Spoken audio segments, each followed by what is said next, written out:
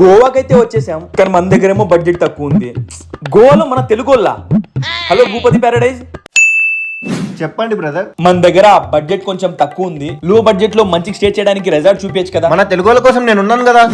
ఓ అమ్మ, ఇంత పెద్ద విలానా, రూమ్స్ అయితే అద్దరిపోయాయి, స్విమ్మింగ్ పూల్ కూడానా, అలాగే లో బడ్జెట్ లో మంచి పబ్బు. లో బడ్జెట్ లో మంచి పబ్బు. సర్లే, మన తెలుగు వాళ్ళేగా. This is a private party.